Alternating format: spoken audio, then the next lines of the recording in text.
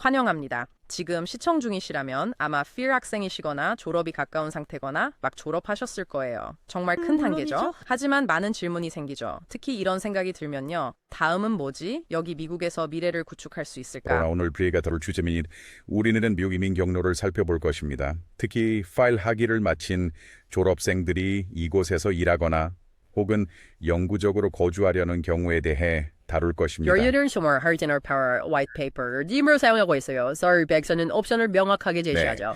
이를 본질을 파악하려는 시도로 생각하세요. 다음 단계에서 정말 알아야 할 것들을 파악하는 것입니다. 좋아요. 오늘 우리의 임무는 아주 간단합니다. 주요 경로에 대한 명확한 그림을 제공하고 임시 체류와 영구 거주의 큰 차이를 설명할 것입니다. 그리고 알지? 전문 용어에 익사하지 않도록 중요한 사항을 강조하세요. 맞아요. 그럼 시작해봅시다. 좋아요. 먼저 가장 중요한 것은 비이민 비자와 이민 비자 사이의 기본적인 차이를 이해하는 것입니다. F1 비자는 전형적인 비이민 비자입니다.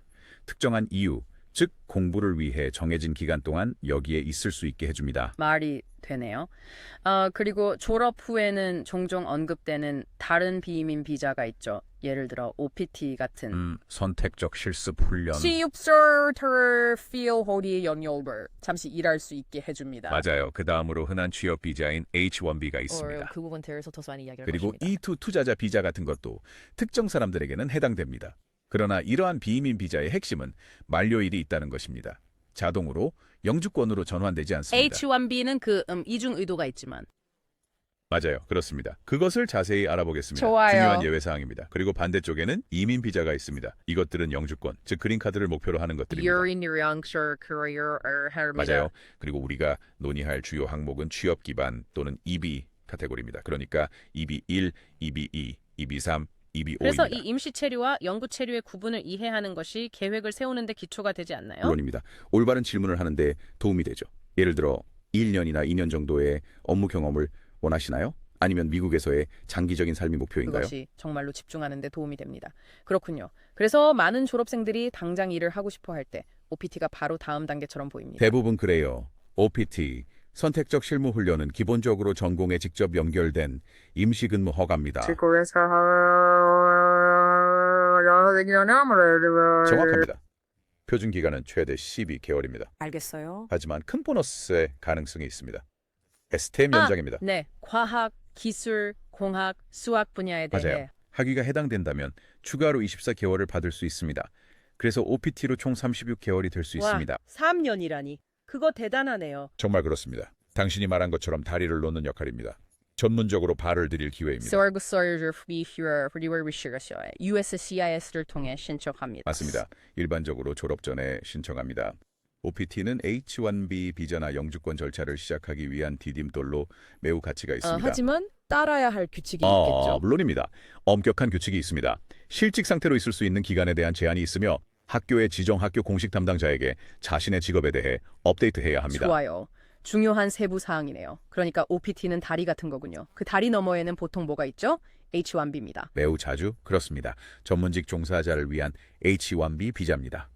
네, OPT가 끝난 후 F1 졸업생에게 매우 일반적인 경로입니다. 좋아요. H1B. 그걸 설명해보죠. 이건 고용주들을 위한 것이죠. 미국의 고용주들이 외국인 노동자를 임시로 고용하기를 원할 때. 바로 그것이 핵심입니다. 고용주 후원이죠. 이니언 아르디운 직종이었으면 보통 특정 분야에서 외국인이 학교를 익히는 직업을 의미합니다. 일반적으로 그렇습니다. 혹은 그에 상응하는 경험이 필요합니다. 그래서 고용주는 기본적으로 우리는 이 특정 기술 세트가 필요하고 이 사람을 후원합니다. 당신이 스스로 H1B 비자를 신청할 수는 없습니다. 라고 말하는 것입니다. 그게 중요해요. 고용주가 주도하고 그들도 의무가 있죠. 그렇지 그렇습니다. 않나요? 큰 회사들이 그렇죠. 그 회사는 해당 위치에 그 직업에 대한 통상 임금을 지불할 것임을 보여줘야 해요. 이를 표준 시장 가격으로 생각하세요. 그리고 그들이 당신을 고용하는 것이 비슷한 직업에 있는 미국 근로자들에게 부정적인 영향을 미치지 않을 것이라는 것을 증언해야 합니다. 알겠습니다. 이제 H1B와 관련해서 모두가 이야기하는 큰 것은 제한, 상한선. 연간 정원. 이것은 큰 요인입니다. 매년 정해진 수가 있는데 일반 정원 수는 6만 5천 개이고 미국 석사 학위 이상을 가진 사람들을 위해 추가로 2만 개가 있습니다. 훨씬 더 높습니다. 즉, 맞아요. 법관. 미국 이민국은 너무 많은 신청이 있기 때문에 무작위 추첨 시스템을 사용합니다. 경쟁이 매우 치열하고 매우 불확실합니다. 그래서 당신과 당신의 고용자가 모든 것을 제대로 하더라도 선택되지 않을 수 있습니다. 안타깝지만 맞아요. 그게 현실이에요. 이제 만약에 그것을 받으면 처음에는 최대 3년 동안이고 추가로 3년 더 갱신 가능해서 총 6년이에요. 버처 융의도의 개념입니다. 맞아요. 대부분의 비이민 비자와 달리 H1D 상태는 H1B 상태일 때 영주권, 즉 그린카드를 신청할 수 있게 해줍니다. 이것이 바로 이중 의도입니다. H1B 비자로 일시적으로 머물 의도도 있고 영구적으로 이민할 의도도 있습니다. 그건 꽤 큰 문제지만 복권 확률을 고려하면 네, 조언은 항상 H1B에 모든 것을 걸지 말라는 것입니다. 동시에 다른 옵션들도 탐색하세요. 이해가 됩니다. 좋아요. 그럼 다른 선택지들에 대해 이야기해 봅시다. 특히 장기적인 선택지들 취업 기반이나 EB 영주권에 대해요. 맞아요. 이것들이 직무 기술과 여기에서의 취업 제한을 기반으로 한 영주권 취득의 주요 경로입니다. 무슨 경우 또 EBO 및 EB 스무스셔블디 얼추스 알탱기로 PRM 등 인증이 있습니다. 맞아요. PRRM 노동 인증입니다. 기술적으로 들리는데 사실 그렇죠. 요점이 뭐야? 원주적 위프로아섬 나이를 후원을 하는 고용주가 노동부에 즉 DOL에 미국 근로자를 고용하려 했지만 적격하고 이용 가능하며 일할 의지가 있는 사람을 찾을 수 없었다는 것을 증명해야 하는 과정입니다. 또한 당신을 고용하는 것이 유사한 미국 근로자의 임금이나 근로조건에 해를 끼치지 않을 것이라는 점도 증명해야 합니다. 네, 전체적으로 규제된 채용 노력입니다. 또한 그들은 해당 역할에 대한 DOL에서의 통상 임금 판결을 받아야 합니다. 특성 양식을 제출하는 양식인 EATA 9.89번 직무, 채용, 모든 것을 자세히 기록합니다. 이는 확실히 고용주 후원입니다. 그들이 보통 비용을 부담하며 시간이 걸릴 수 있습니다. 그러나 그 PRM이 승인되는 것은 고용주가 EB2 또는 EB3 그린카드의 다음 큰 단계인 I-140 청원서를 제출할 수 있기 전에 일반적으로 필요합니다. 맞습니다. 대부분의 EB2와 EB3 경우에 PRM은 필수적인 첫 번째 장애물입니다. 좋아요. 하지만 PRM이 필요하지 않은 카테고리가 있나요? 네. 그리고 이는 우리를 EB1 카테고리, 즉 우선순위 노동자로 이끕니다. 이 카테고리는 그 전체적인 PRM 과정을 일반적으로 건너뛰기 때문에 매우 인기가 높습니다. 그렇군요. 더 빠를 수도 있지만 아마 자격을 얻기는 더 어려울 것입니다. 확실히 더 높은 기준이 있습니다. 이제 분류를 나눠봅시다. 세 가지 하위 범주가 있습니다. 먼저 EB1A, 특별한 능력을 위한 것입니다. 비범하네요. 그거 참 강렬하네요. 그래요. 분야의 최고, 과학, 예술, 비즈니스, 운동을 생각하세요. 지속적인 국내 또는 국제적 명성, 주요상, 출판물, 인정. 여기서 정말 멋진 것은 스스로 청원할 수 있다는 것입니다. 가끔은 고용주가 필요하지 않습니다. 알겠어요. 그러니까 정말 뛰어나다면 그게 하나의 선택이군요. 다음은 뭐죠? 그리고 EB1B가 있습니다.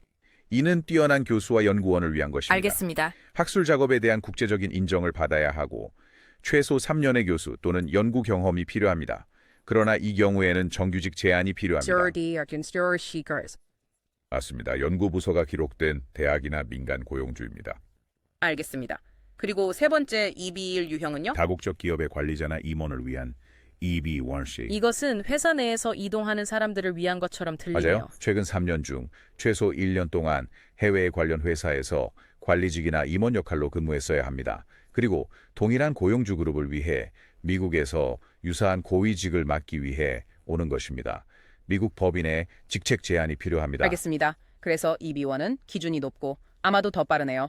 보통 PRM이 필요하지 않아요. 그 다음 단계는 EB2는 어떤가요? 맞아요. EB2. 일반적으로 고급 학위를 소지한 전문가나 뛰어난 능력을 입증할 수 있는 사람들을 위한 것입니다. 그래서 일반적으로는 취업 제한이 필요하고 우리가 이야기한 그 PRM 과정도 필요하죠? 일반적으로 네. 자격 요건은 보통 석사나 박사 학위 또는 이에 상응하는 외국 학위를 통해 알겠습니다. 충족됩니다. 또는 학사 학위 이후에 누적된 5년의 점진적인 근무 경력을 통해 자격을 갖출 수 있습니다. 네, 입문 수준을 넘는 무언가입니다. 그리고 EB2에서의 특별 능력 경로라는 것이 있습니다. 이는 과학, 예술 또는 비즈니스에서 일반적인 수준을 크게 넘는 전문성을 증명하는 것을 의미합니다.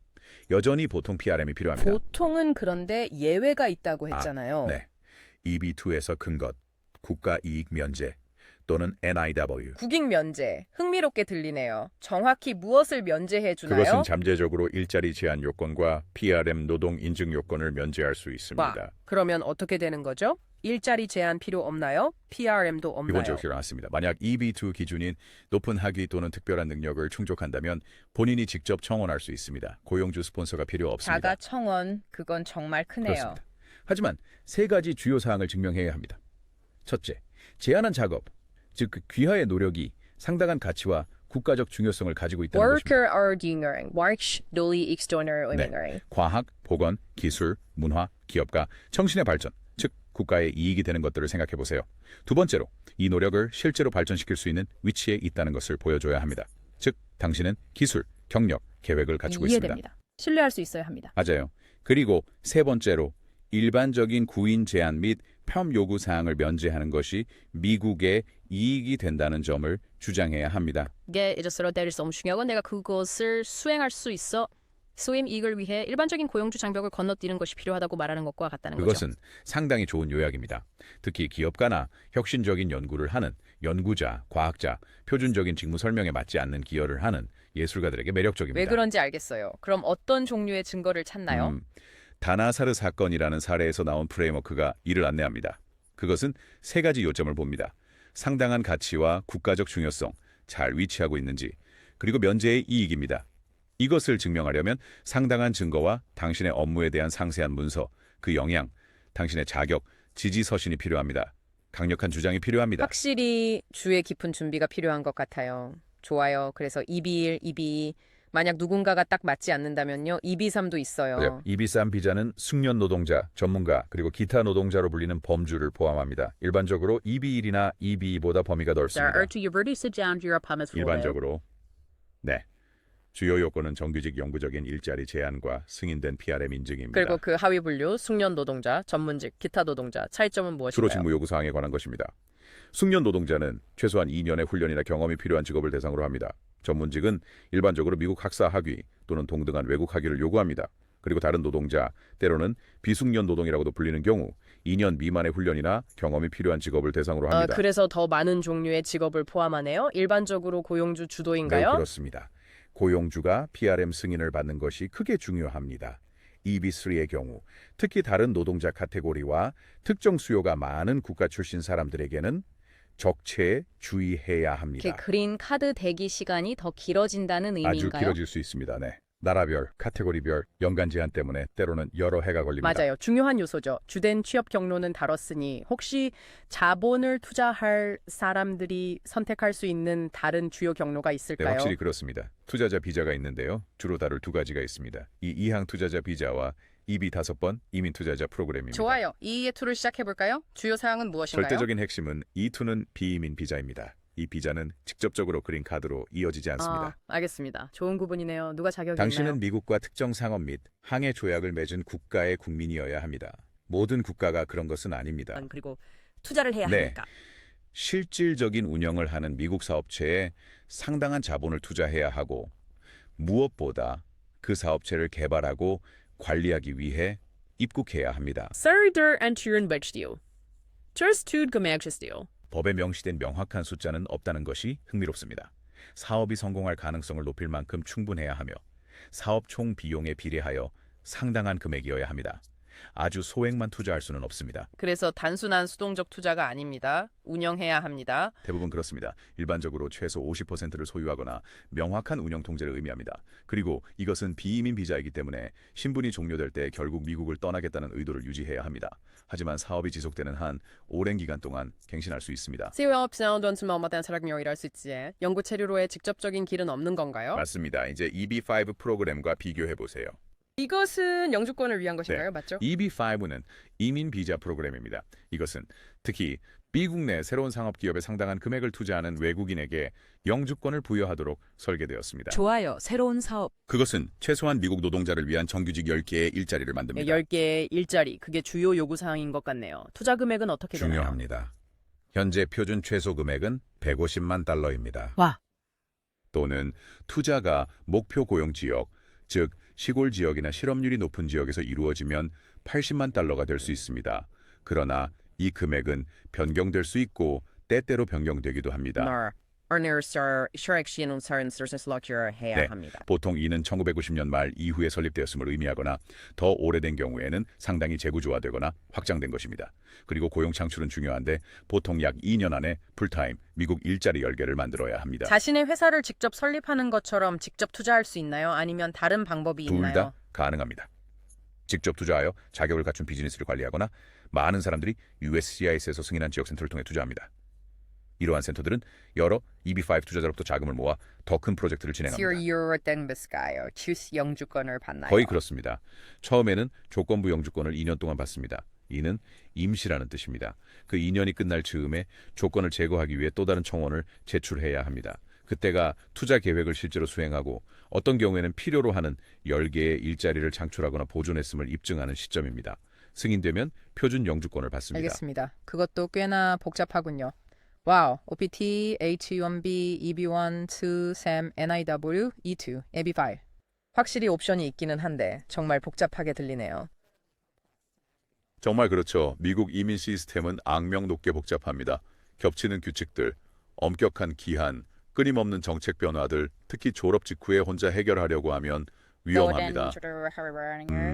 각 경로에는 매우 구체적인 자격 요건이 있어서 아주 많은 정확한 문서가 필요해요. 간단한 실수나 누락된 정보는 긴 지연, 바로 거절, 심지어는 현재 상태를 위험에 빠뜨릴 수 있죠. 그렇다면 양식 하나를 누락하거나 잘못된 상자를 체크하는 것만으로도 일이 틀어질 수 있는 건가요? 네, 그것은 그렇게 민감할 수 있습니다. 이것은 정말로 경험 많은 이민 변호사와 같은 도움을 받는 것의 가치를 보여줍니다. 물론입니다. 경험이 많은 변호사는 여기서 매우 귀중합니다. 그들은 귀하의 전체 상황, 배경, 학위, 목표를 제대로 평가하고 최선의 경로를 추천할 수 있습니다. 단 하나의 선택이 아닌 단기 및 장기 전략도 제시할 수 있습니다. 처리 시간과 잠재적인 법률 변경 같은 것들을 고려하는 정확히 것. 그렇습니다. 그들은 그것을 항상 최신으로 유지하고 무엇보다 신청서를 정확하게, 철저하게, 전략적으로 준비하는 데 도움을 주어 승인 가능성을 최대화합니다. 정부 기관과의 처리. 네. 그들은 USCIS, 노동부 영사관과의 소통을 처리하고 추가 서류 요청에 응답하며 발생하는 문제를 해결합니다. 이는 큰 부담을 덜어줍니다. 알겠습니다. 그러면 이걸로 마무리해봅시다. 듣고 계신 모든 필 학생 여러분, 졸업은 정말 큰 일이자 기회의 문을 여는 것이지만 여기에 머무르려면 우리가 논의했던 이 경로들을 이해하는 것이 필요합니다. 옵션을 파악하는 것, OPT와 H1B 같은 임시 옵션들, 영구적인 EB 그린카드, 투자자 비자까지도 그것이 다음 단계 계획의 정말 필수적인 첫걸음이에요. 미리 계획하고 정말로 당신의 자격, 타이밍, 각 옵션에 필요한 서류를 이해하는 것처럼 들리네요. 네, 그것은 중요합니다. 정말 그렇습니다. 사전 계획이 중요합니다. 이러한 비자가 어떻게 연결될 수 있을지 전략적으로 생각해 보세요. OPT가 H1B로 이어질 수 있을까요? H1B 또는 OPP 시간이 나중에 EB 영주권을 위한 사례를 구축하는 데 도움이 될 수 있을까요? 하지만 매년 많은 유학생들이 이 모든 것을 성공적으로 헤쳐나간다는 것을 기억하는 것이 좋습니다. 그들은 여기에서 멋진 경력과 삶을 쌓습니다. 그건 확실히 사실이에요. 확실히 달성 가능해요. 그만큼 복잡하고 걸려있은 것이 많기 때문에 전문가의 조언을 받는 것이 정말 현명한 선택인 것 같습니다. 강력히 추천합니다. 자격을 갖춘 경험 있는 이민 변호사와 상담하여 귀하의 구체적인 상황을 검토하는 것이 아마도 졸업 후 여정을 효과적으로 이해하는 데 최고의 투자가 될 것입니다. 동의해요. 좋아요. 이제 마지막으로 남겨드릴 생각이에요. 우리가 방금 탐색한 모든 것들, 다양한 경로들 중에서 지금 바로 직감으로는 어떤 것이 미국에서의 장기 목표와 가장 잘 맞을 것 같나요? 이후에 조금 시간을 가지며 그 경로의 구체적인 요건을 살펴보세요. 결국 당신의 미래니까요. 그 첫 번째 정보에 근거한 걸음을 내디뎌 보세요.